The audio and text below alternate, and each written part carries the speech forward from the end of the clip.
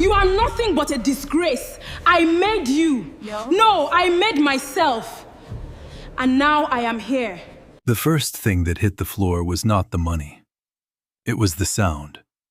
A hard, humiliating scatter. Bundles of naira notes, cowries tied in red thread, dry kola nuts, and a small brass cup rolled across the shining marble like something dirty had been emptied out of a bin. The notes fanned themselves at Amara's feet. One landed against the tip of her sandal and stayed there, trembling in the cold air from the overworked air conditioner. No one moved. In the long sitting room of the Sani family house, silence thickened around the insult until it became its own kind of witness.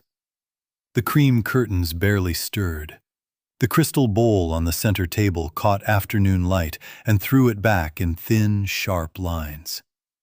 Somewhere behind the house, a generator coughed.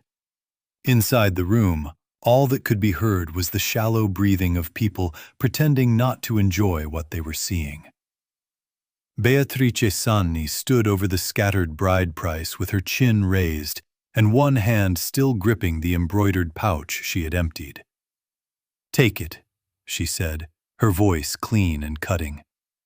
"Take every kobo and go back the same way you came." Amara did not look down immediately. She looked first at her husband.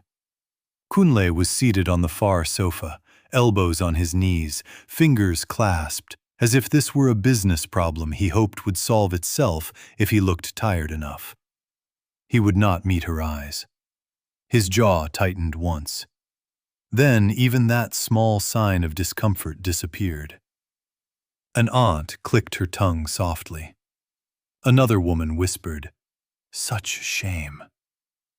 Amara stood in the center of the room in a pale blue dress she had ironed that morning with care, as if care still meant something here.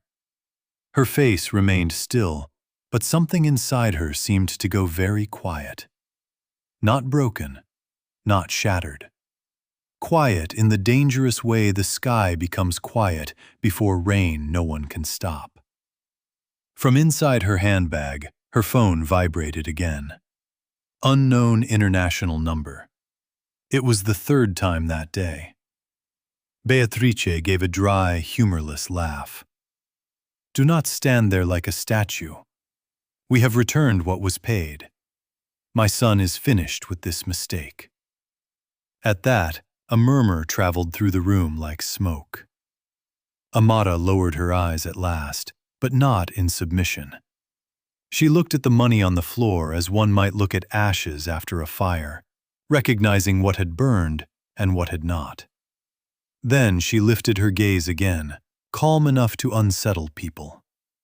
And in that moment, though nobody in that room knew it yet, the woman they were trying to send away had already become something none of them could afford to insult. Her phone vibrated once more. This time, it did not stop. Amara Nwosu had learned young that dignity was not something loud people could hand to a quiet woman. It had to be carried privately, like breath.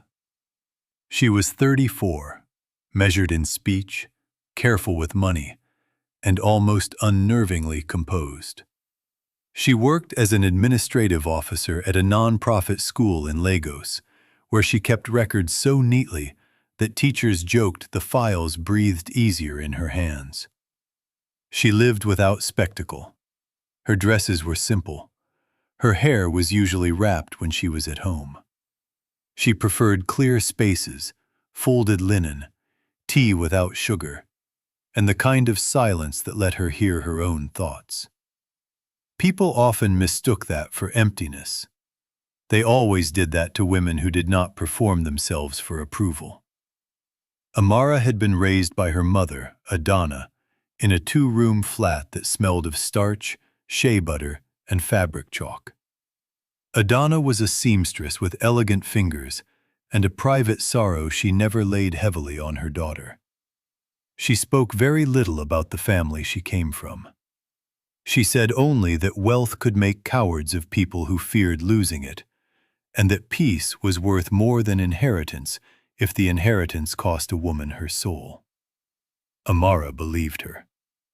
By the time Adana died, 18 months before the day Beatrice Sani poured a bride price at her feet, mother and daughter had built a life so self-contained that Amara did not go searching for anyone beyond it.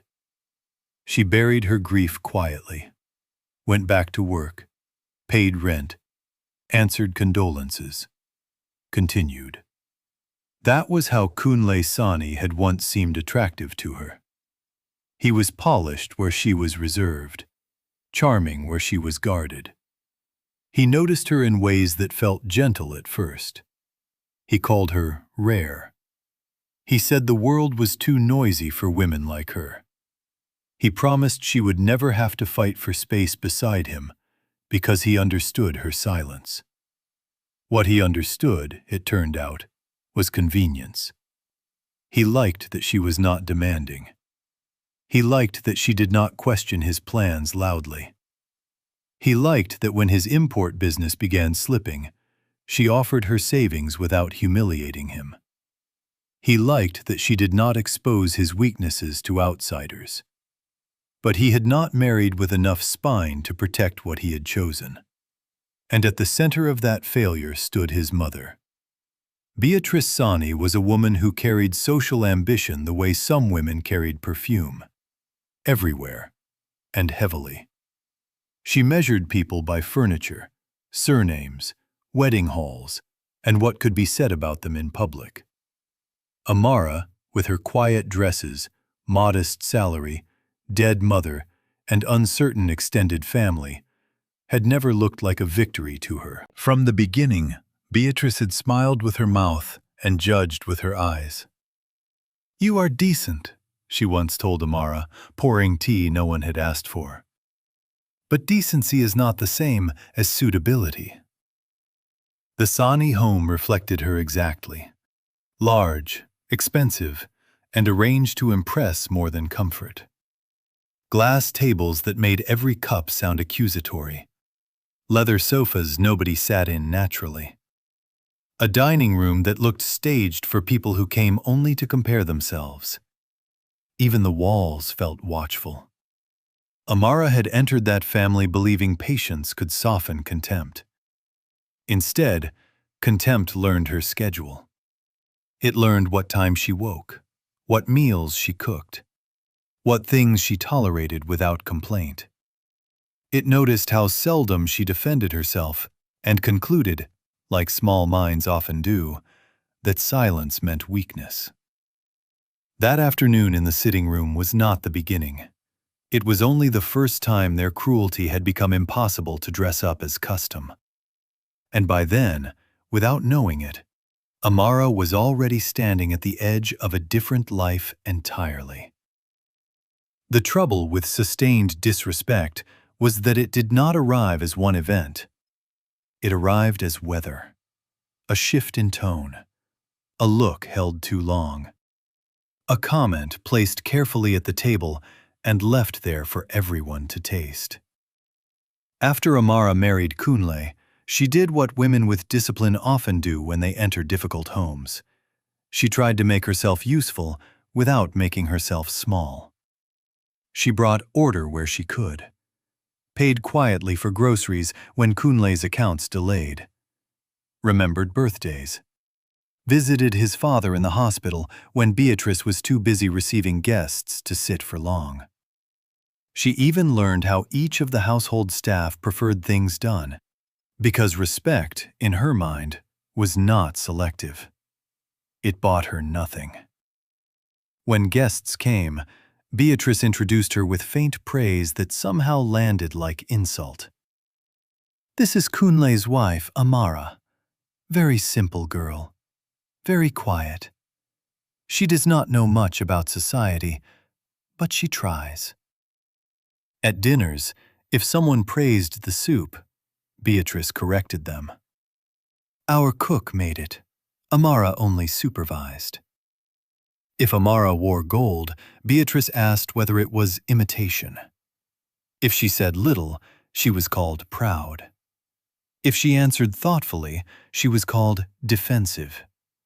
There was no right size for her in that house, because the house had already decided she was too small. Kunle saw all of it.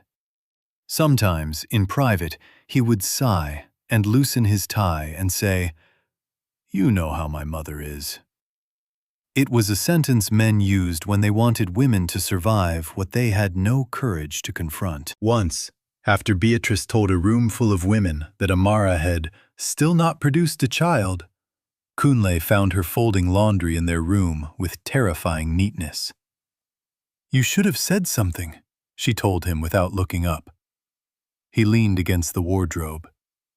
"If I challenge her in front of people, it becomes a bigger issue." Amara smoothed the sleeve of one of his shirts. "Bigger for whom?" He had no answer, only irritation. That was when she began to understand that weakness did not always look like timidity. Sometimes it wore cufflinks and spoke English through its teeth. The cruelties grew bolder. Beatrice began asking Amara, in front of relatives, whether anyone from her real family would ever visit, since no one respectable had appeared at the wedding beyond old neighbors and churchwomen from her mother's street. A cousin, eager to please, once laughed and said, "Maybe she dropped from the sky." Beatrice replied, "If she did, it was not from a rich cloud." The room laughed. Amara drank water and said nothing. A week later, at a naming ceremony, another woman asked Amara which village her people came from. Before she could answer, Beatrice said, "Her background is complicated." Complicated. As if Amara herself were an untidy stain. What none of them knew was that Amara's mother had left behind one locked teak box and one sealed envelope, with instructions not to open it unless there was need. Amara had kept both untouched in her wardrobe, more out of reverence than fear.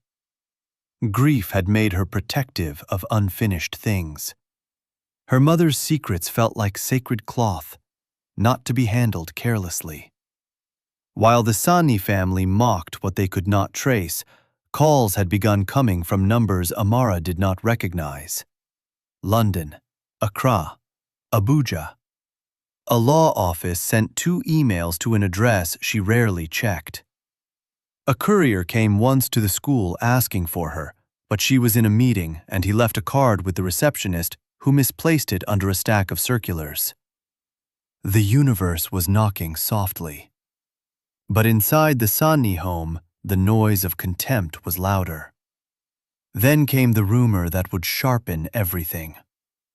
Kunle had been pursuing a logistics contract with a multinational agricultural conglomerate, one so large it could revive his faltering business and restore the status Beatrice was desperate to maintain.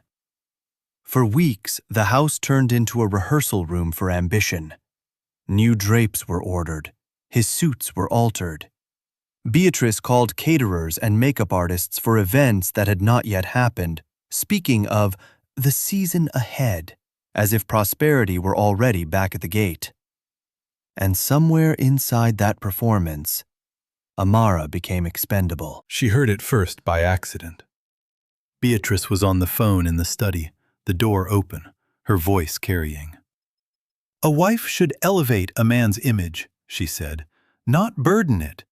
If this deal comes through, Kunle cannot keep dragging around a woman with no name, no child, no useful connections. We did enough by marrying her." Amara had been passing with a tray. She kept walking.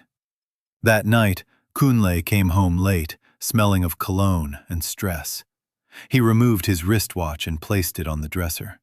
"My mother wants us to attend a family meeting on Saturday," he said. "What kind of meeting?" His pause answered before his mouth did.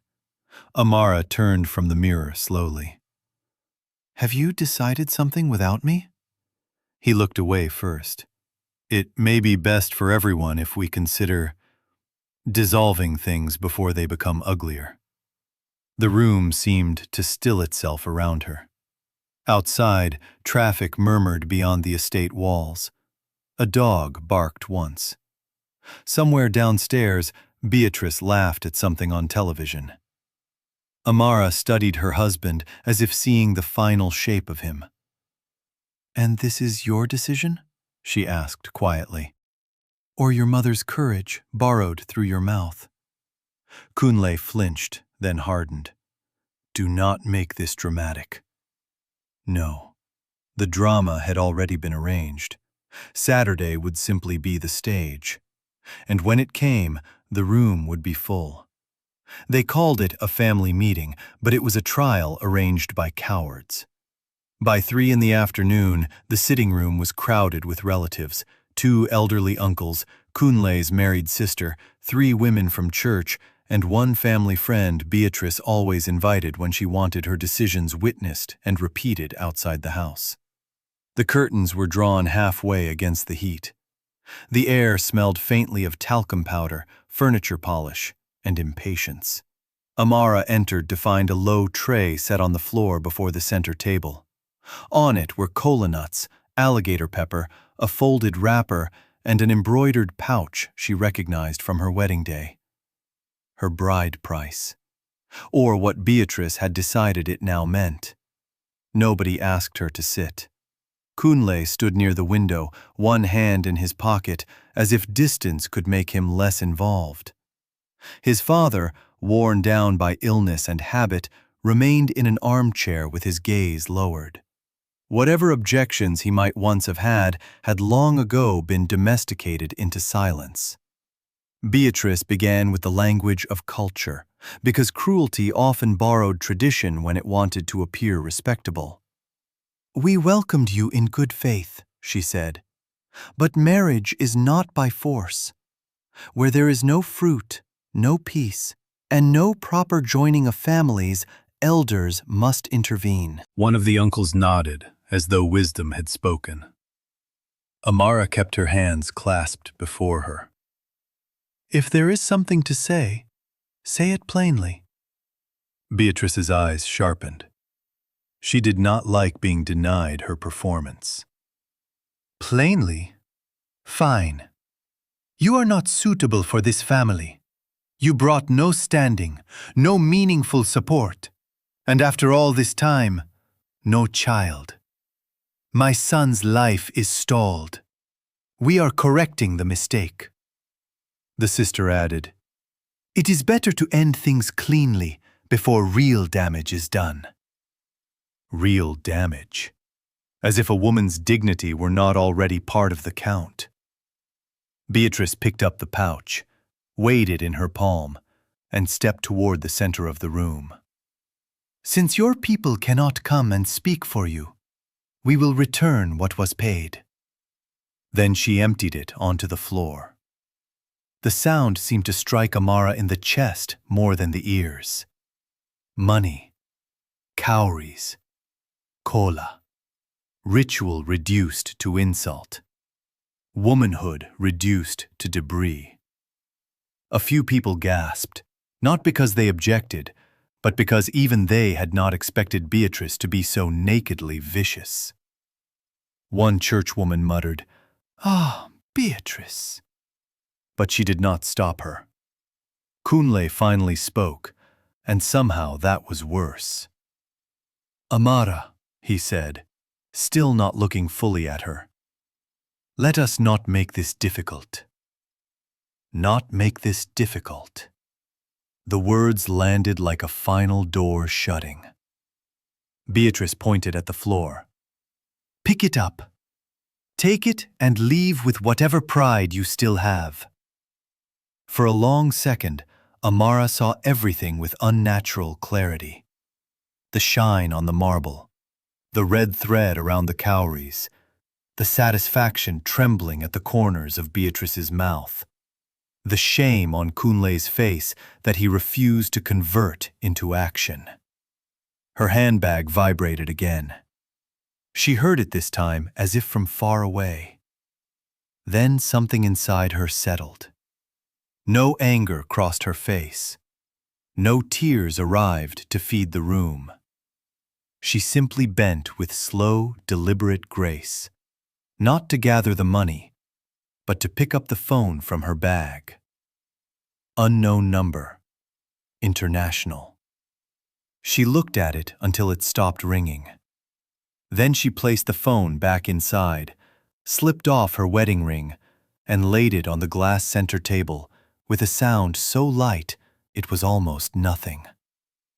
Almost. "I will leave," she said. Her voice was low enough that people had to lean into it. "But I will not pick myself up from the floor, because I was never there." She turned and walked out. Behind her, the room remained still, full of people who thought they had just ended a woman's story. By the time Amara reached the gate, she had already made a decision. The next time that phone rang, she would answer it. Amara returned to her flat just before dusk, carrying one suitcase, her handbag, and the kind of silence that comes after something irreversible. The flat was small, familiar, and mercifully free of witnesses. The curtains smelled faintly of detergent. A single standing fan turned its tired head from side to side. On the dining table sat the ceramic bowl her mother used to keep oranges in. Empty now, but still centered neatly, as though order itself had waited for her to come home. She placed her suitcase by the wall, removed her shoes, and stood for a long moment in the middle of the room with her hands hanging loose. Then the phone rang again. This time she answered. The voice on the line belonged to a woman with polished diction and surprising gentleness. She introduced herself as senior counsel from Affalace and Green, representing the estate of Gabriel Kessie, chairman of Kessie Crown Cacao Group. The name meant nothing to Amara at first. Then the lawyer said, "We have been trying to locate Miss Amara Adana Kese Nwosu." The room changed. Not physically. The same fan turned, the same dusk gathered at the window. But something invisible shifted its weight. Amara sat down slowly. "I believe you have the wrong person," she said. "We do not," the lawyer replied. "Your late mother was Adana Kessie, first daughter of Mr. Gabriel Kessie. We have a verified chain of documents, including birth records, letters, and a revised will executed 8 months before his passing. Miss Nwosu, you are the primary heir." There are moments when the body receives news before the mind can shape it. Amara felt first the cool edge of the chair beneath her palm, then the blood leaving her face. Then the lawyer's voice continuing in calm legal phrases that sounded too vast to belong in her little dining room. Majority controlling interest, global cocoa and commodity holdings, processing plants in Ghana, Nigeria, Côte d'Ivoire, and São Tomé, shipping, retail, land, trusts, philanthropic assets. Estimated valuation, $72 billion. Amara closed her eyes. For a second, she could hear only her mother threading a needle years ago, saying, "Some doors stay shut not because there is nothing behind them, but because opening them too soon can cost a woman her peace." When the call ended, the lawyer promised a discreet meeting the next morning. Only then did Amara walk to her wardrobe and kneel before the teak box she had not opened since her mother's funeral. The key was taped beneath the bottom drawer where Adana had once told her to look when the time is right. Inside the box were neatly tied letters, an old black and white photograph, a signet ring with a cocoa pod engraved on its face, and the sealed envelope. Amara opened that last. Her mother's handwriting leaned slightly to the left, elegant and unhurried. "If you are reading this, then the past has found you." What followed was not confession so much as release. Adana had been born into one of West Africa's most powerful cocoa families. Gabriel Kessie had built an empire out of beans, ports, and ruthless discipline, but lost his daughter when he tried to choose her life for her. She had married for love. He had called it betrayal. Pride became estrangement. Years later, after Amara's father died and illness softened what wealth could not, Gabriel tried to reach them. Adana refused to return, but she kept every letter, not out of weakness, out of proof. At the end of the letter, her mother wrote, "Never bow to people who measure a woman by what can be counted in a room. If blood opens a door for you, character must decide whether you enter." Amara read the letter twice. Then she put it back into the envelope with steady hands. The next morning, she met the lawyers in a private conference suite at a hotel where the carpets muted every footstep. They were respectful without being theatrical. Documents were laid out in cream folders. A notary waited. A Ghanaian board representative, silver-haired and grave, addressed her as Madam Amara before he said anything else. She learned that Gabriel Kessie had buried his regret inside acquisitions and foundations until age and death stripped vanity from him. Other heirs had either died, forfeited, or proven incapable. The board had contested, investigated, verified. Her identity was no fantasy. It was established, irrefutable, and now legally hers. She asked only practical questions. What obligations already exist? What staff protections are in place? How public must this be?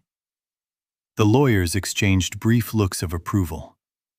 She did not ask first about houses or jets or jewelry. She asked about responsibility. By the end of the meeting, a slim black envelope had been placed before her. Inside it were the initial transfer documents, a private access card, and the schedule for a public succession announcement at the West African Commodities Leadership Gala 3 days later in Lagos. A gala Kunle had spent weeks trying to enter through business contacts. Amara looked at the date and said nothing. That evening, she sat by her window while rain stitched itself lightly across the glass. She took out a plain cream envelope, slid her wedding ring inside, added a copy of the separation papers her lawyers had prepared at her request, and wrote only one line on the front. For Kunle Sanni. No explanation, no plea, no accusation. Just an envelope. By then, the Sanni family was still telling people she had left in disgrace. They had no idea that while they were arranging their version of the story, history was rearranging theirs. The ballroom at the Meridian Crest glittered with the kind of money that liked to be seen reflecting off itself. Crystal chandeliers poured warm light onto polished silver and dark suits. Cameras flashed near the press wall. Executives, politicians, investors, and old family names moved through the room in carefully measured confidence. Waiters floated between them with trays of drinks no one was really tasting. At the far end, an enormous screen glowed with the gold insignia of Kessie Crown Cacao Group. Kunle Sanni had never wanted to be in a room more. His invitation, obtained after months of calls and positioning, sat folded in his pocket like proof that his fortunes were about to change. Beside him, Beatrice wore deep wine silk and satisfaction. She knew how to smile in expensive spaces. She had already whispered to 3 women that her son was in talks with Kessie Crown for a strategic logistics partnership, as if proximity to power were the same thing as power itself. "Stand straight," she told him under her breath. "Tonight matters." He was straight already, but tension had made him brittle. Since Amara left, He had tried calling twice, then stopped when she did not answer. Pride helped him pretend indifference. His mother helped him call it wisdom. Yet her absence had unsettled the shape of the house in ways he did not admit aloud. There was no tea set out before he asked, no documents sorted, no quiet competence sealing the cracks in his life. Only noise. A hush moved through the ballroom as the program began. On stage, the master of ceremonies welcomed guests, praised the legacy of the late Gabriel Kessie, and spoke of transition, stewardship, and a new era. Footage of cocoa plantations swept across the giant screen, green rows under bronze light, workers splitting pods, beans drying in the sun like small polished stones. Then the MC said, "Tonight, the board of Kessie Crown presents the legal and strategic successor to one of the largest cocoa holdings in the world." Applause began politely.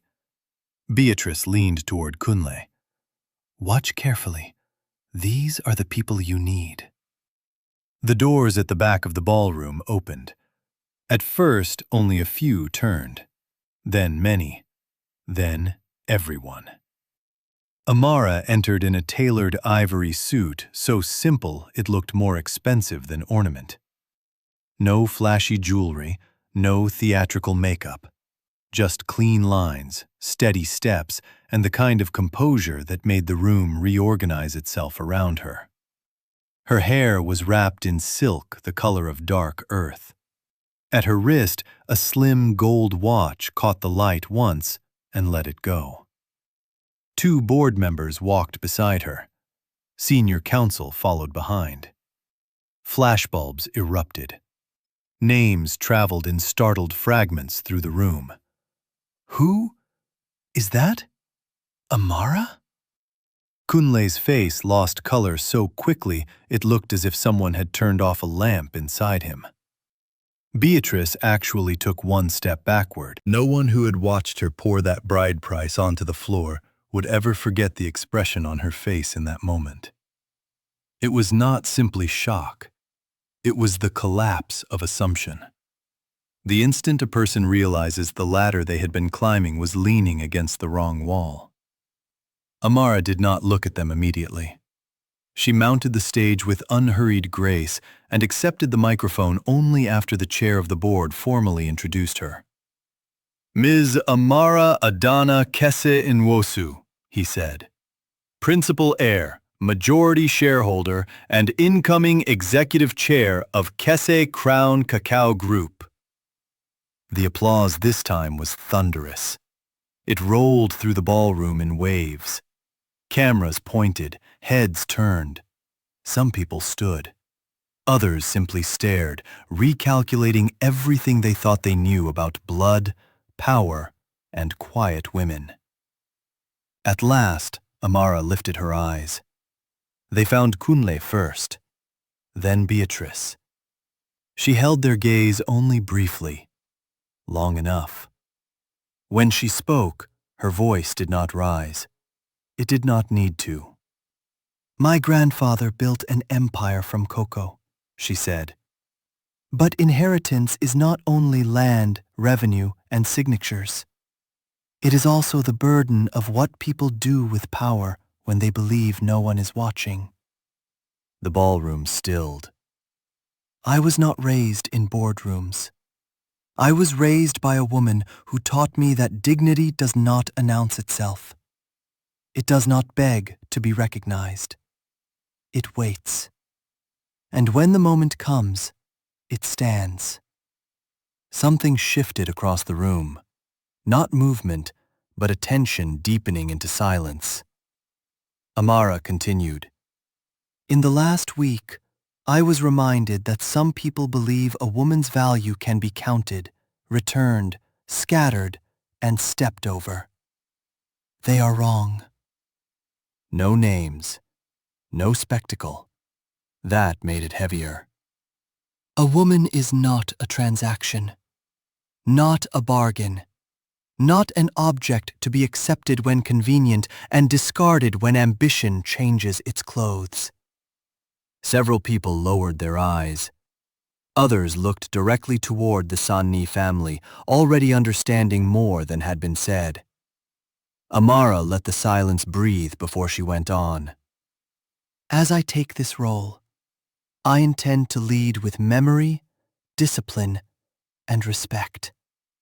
We will build, we will grow, but we will not confuse arrogance with strength, and we will not partner with anyone who does. Now the words had a destination.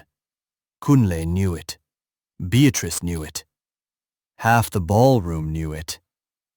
After the formal signing on stage, a legal aide approached Amara with a slim cream envelope.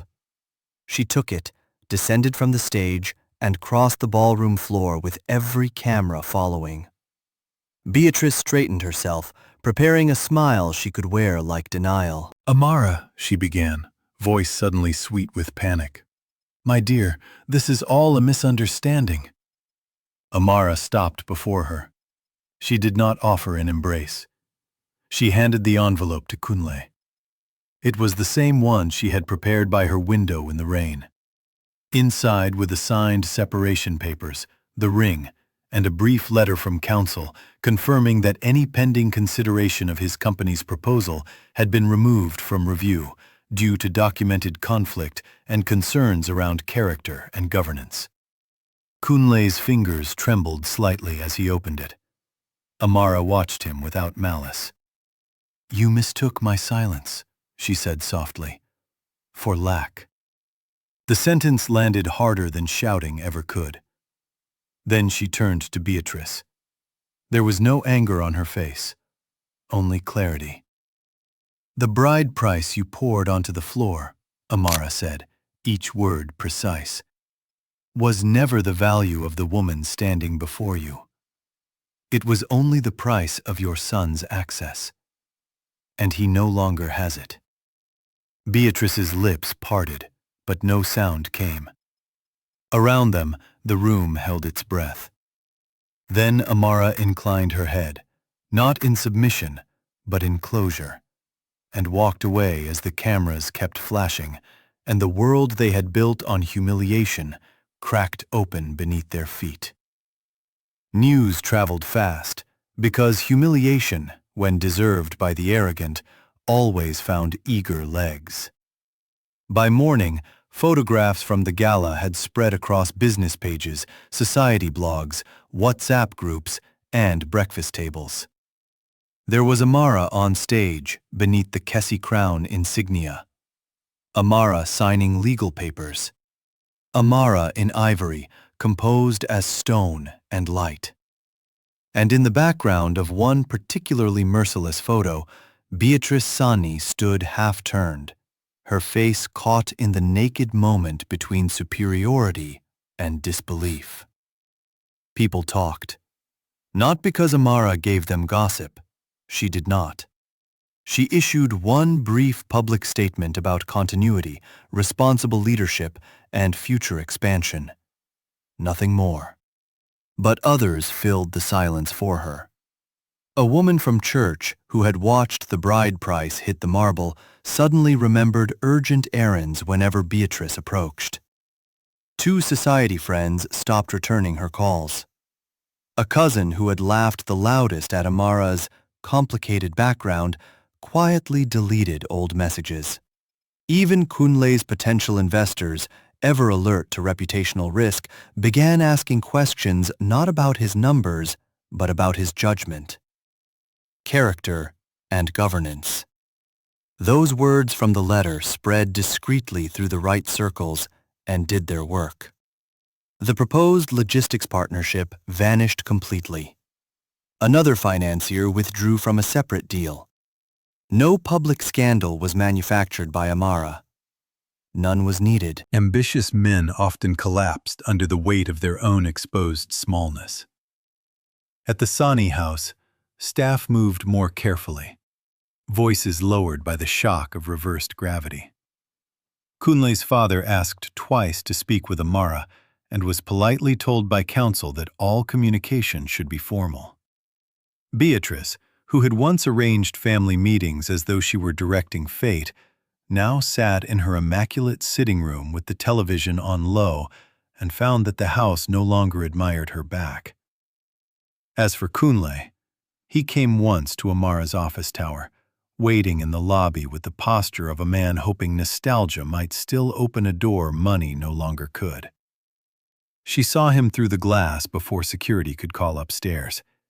He looked diminished, not by poverty, but by revelation. He had always assumed time would leave him options, that women like Amara, patient and loyal, would remain reachable. She sent down no message beyond the one already delivered. The papers were final. Upstairs, she continued working. Board meetings replaced school files. Plantation reports replaced lesson budgets. Yet she remained recognizably herself in the ways that mattered. She learned the names of drivers, asked about severance protections for temporary workers, reviewed scholarship programs her grandfather had funded and expanded them in her mother's name. Staff who met her expecting vanity found discipline instead. Those who expected coldness found standards with mercy attached. Respect began to gather around her naturally, the way morning light gathers over land that has survived the night. And perhaps that was the deepest punishment for those who had tried to diminish her. Amara did not become cruel. She simply became impossible to mistreat again. Weeks later, under a sky washed pale with early morning, Amara stood at the edge of one of the Kessie-crowned cocoa estates and watched workers move between the trees. The pods hung heavy and brilliant against the trunks, yellow, amber, deep red, as if the earth itself had learned how to keep its riches hidden in plain sight. Birds called from somewhere beyond the rows. Damp soil breathed upward in the coolness before the heat. In the distance, beans lay drying on raised mats, darkening slowly under the first true light of day. She held her mother's signet ring in one hand, not wearing it yet, just holding it. There was peace in this place, but not the easy kind. It was peace earned after insult, after restraint, after the long private labor of refusing to let other people name her worth.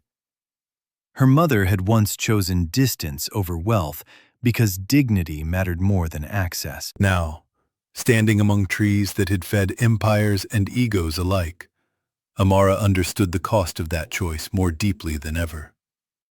She did not judge it. She honored it. And by stepping into what had finally come to her, she was not betraying her mother's lesson. She was completing it. A woman could refuse what dishonored her. A woman could also accept what was rightfully hers. Both required strength.